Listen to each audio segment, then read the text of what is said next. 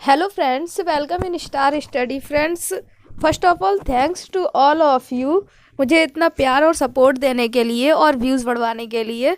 तो आज का हमारा टॉपिक है चिंतन, जिसे हम जनरली थिंकिंग के नाम से जानते हैं। और थिंकिंग कैसी होती है, चिंतन में क्या आता है, ये सभी इन सभी बातों के बारे में आज हम पढ़ेंगे इस टॉपिक में। और बहुत बहुत इंटरेस्टिंग टॉपिक है, आप लोग स्किप मत करना, बहुत ही इंटरेस्टिंग टॉपिक है। और इसी का एक बहुत ज़्यादा मेन पार्ट होता है जो एग्जाम्स में बहुत ज़्यादा पूछा जाता है, अपसारी और अभिसारी चिंतन। तो आज हम उसको भी इसी वीडियो में देखेंगे। तो चलिए स्टार्ट करते हैं। चिंतन किसे बोला जाता है? समस्या के समाधान के लिए सोचने और विचार करने की क्रिया को चिंतन कहा जाता है। अगर हम किसी समस्या के सॉल्यूशन के बारे में सोचते हैं और उस पर विचार करते हैं तो उसे हम चिंतन कहते हैं, उसी को चिंतन कहा जाता है।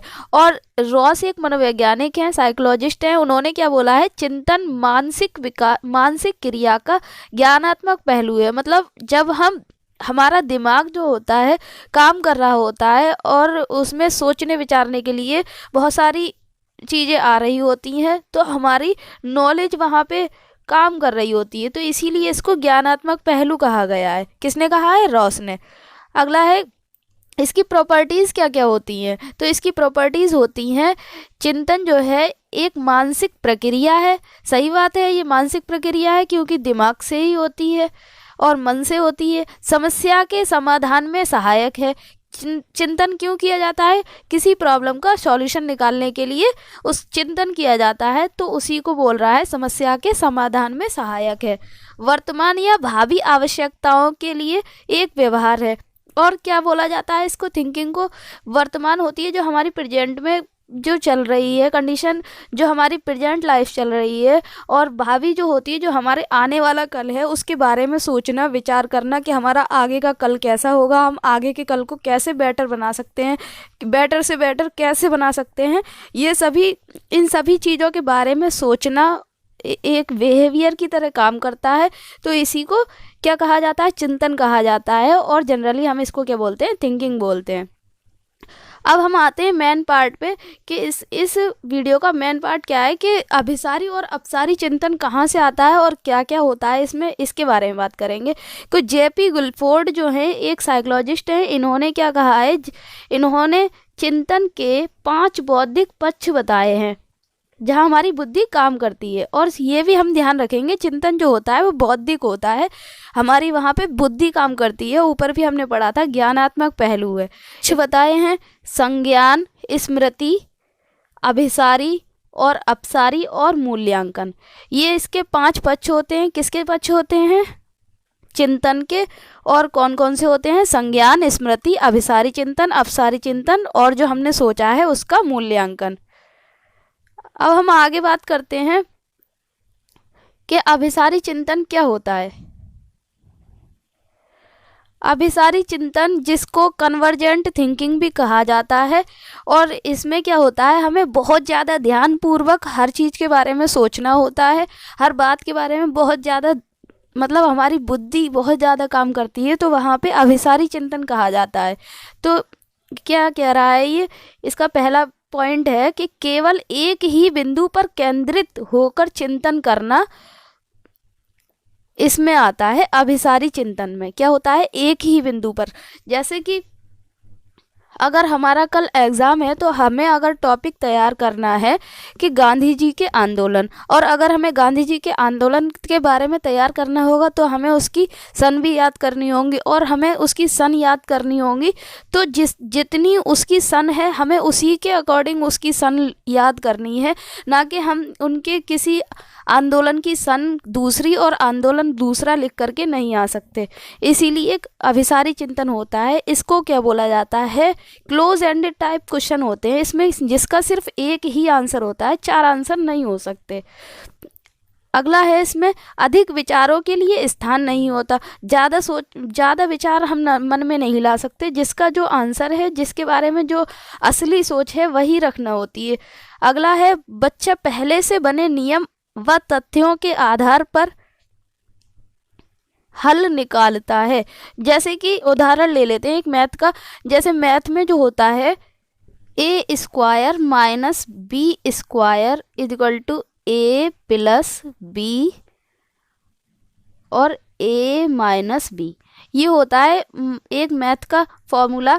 तो अगर बच्चे को सॉल्व करना होता है तो इसके आधार पे उसको सॉल्व करता है, ना कि वो इसमें अपने हिसाब से सॉल्व नहीं कर सकता। जैसा इसका रूल है वैसे ही सॉल्व किया जाएगा। तो यहाँ पे क्या होगा, अभिसारी चिंतन हो जाएगा। बच्चे पहले से बने नियम और तथ्यों के आधार पर ही हल निकालते हैं।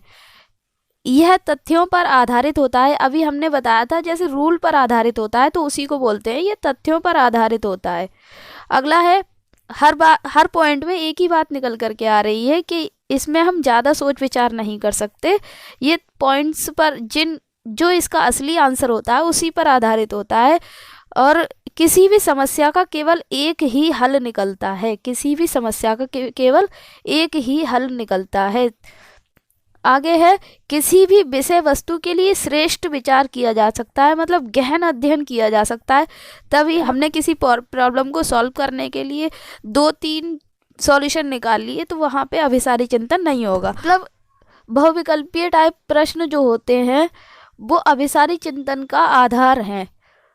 इसके आधार पर ही बहुविकल्पीय प्रश्न बनाए जाते हैं। अभी ऊपर हमने बताया था कि इसमें क्लोज एंडेड क्वेश्चन पूछे जाते हैं, बंद अंत वाले क्वेश्चन, जिसका सिर्फ और सिर्फ एक ही आंसर हो सकता है। जैसे कि इसमें एग्जाम्पल के तौर पर आप देख लें कि बच्चों से पूछना उत्तर प्रदेश की राजधानी क्या है, तो इसका आंसर सिर्फ यही तो होगा कि उत्तर प्रदेश की राजधानी लखनऊ है, ना कि दिल्ली, मुंबई और हैदराबाद तीनों मिला करके तो नहीं बोलेगा। वो सिर्फ बोलेगा कि उत्तर प्रदेश की राजधानी लखनऊ है।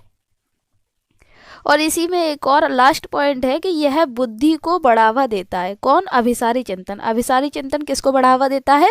बुद्धि को। इस प्रकार हमारा ये अभिसारी चिंतन पूरा होता है। आपको समझ में आ गया होगा अच्छी। अगर वीडियो को अभी तक लाइक नहीं किया तो वीडियो को लाइक कर दो प्लीज़ प्लीज़, और वीडियो को एक दूसरे के पास शेयर जरूर कर दिया करो। अब हमारा इसके बाद शुरू होता है अपसारी चिंतन। अपसारी चिंतन को क्या कहते हैं? अपसारी चिंतन को डाइवर्जेंट थिंकिंग कहा जाता है। और इसके अंदर मुक्त अंत वाले प्रश्न आते हैं जिनके एक से ज़्यादा आंसर हो सकते हैं। जब किसी बालक को अनेक विकल्प चिंतन करने के लिए दिए जाएं तो वहाँ अपसारी चिंतन होता है। अगला है, स्मरण शक्ति को क्रियाशील बनाता है। ये क्या होता है? स्मरण शक्ति को, कि हमारे सोचने समझने की शक्ति को क्या करता है? ये क्रियाशील बनाता है। कौन सा चिंतन? अपसारी चिंतन, क्योंकि इसमें हम एक से ज़्यादा तरह से आंसर दे सकते हैं। इसको सृजनात्मक चिंतन भी कहा जाता है। जैसे कि अगर बच्चे से कोई ऐसा क्वेश्चन करना होता है कि बच्चा अपनी बुद्धि इस्तेमाल करके उस क्वेश्चन का आंसर दे पाए, उससे इस तरह का क्वेश्चन करना होता है। और वो अपने पास से जो कुछ भी बताता है तो वो उसका सृजन करना कहलाता है। तो इसे सृजनात्मक चिंतन भी कहा जाता है। एक ही प्रकार के विभिन्न हल निकालना। इसमें एक ही प्रॉब्लम के बहुत सारे अलग अलग तरह के हल निकाले जा सकते हैं। किसमें? अपसारी चिंतन में। यह कल्पना शक्ति को बढ़ावा देता है। हमारे सोचने की शक्ति जो होती है, कल्पना करने की शक्ति जो होती है, उसको ये बढ़ावा देता है। जैसे कोई बच्चा सोचता है कि मेरे पास बहुत सारे पैसे हो जाएंगे तो फिर मैं एरोप्लेन में बैठकर सैर करने के लिए जाऊंगा।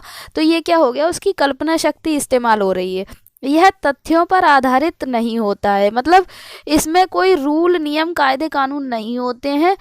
ये खुद में ही सृजन करता है, नई नई चीज़ों की ईजाद करता है, कल्पना शक्ति को बढ़ाता है, उसे ही बोल रहे हैं। और यहाँ पे कोई रूल नहीं लगाए जाते हैं। और इनको क्या बोला जाता है? इसमें मुक्त अंत वाले प्रश्न आते हैं। फॉर एग्जाम्पल इसमें देख लें कि बच्चों से पूछना, अगर तुम्हारे पंख होते तो तुम क्या करते। ये एक ऐसा क्वेश्चन है जिसे बच्चों को अगर नहीं भी आ रहा होगा तो वो अपने पास से कुछ ना कुछ ऐसा करके बताएंगे और सारे बच्चे अलग अलग तरह के आंसर देंगे। तो यहाँ पे क्या हो जाएगा? अपसारी चिंतन हो जाएगा। अब आपको अभिसारी और अपसारी दोनों चिंतन में काफ़ी अच्छी तरह से डिफरेंस पता चल गया होगा। इसमें क्या होता है? इसमें रूल होते हैं, एक क्वेश्चन का सिर्फ एक ही आंसर हो सकता है, और ये बुद्धि को बढ़ावा देता है, सृजनात्मकता को बढ़ावा नहीं देता। और उसमें क्या होता है, वो सृजनशीलता को बढ़ावा देता है, कल्पना शक्ति को बढ़ावा देता है, और इसमें कोई रूल नहीं होते हैं। इसमें मुक्त अंत वाले प्रश्न पूछे जाते हैं, और उसमें कौन से प्रश्न पूछे जाते हैं, उसमें बंद अंत वाले प्रश्न पूछे जाते हैं। इस प्रकार हमारा ये पूरा टॉपिक होता है। अगर वीडियो बहुत ज़्यादा पसंद आया हो तो वीडियो को ज़रूर लाइक कर देना।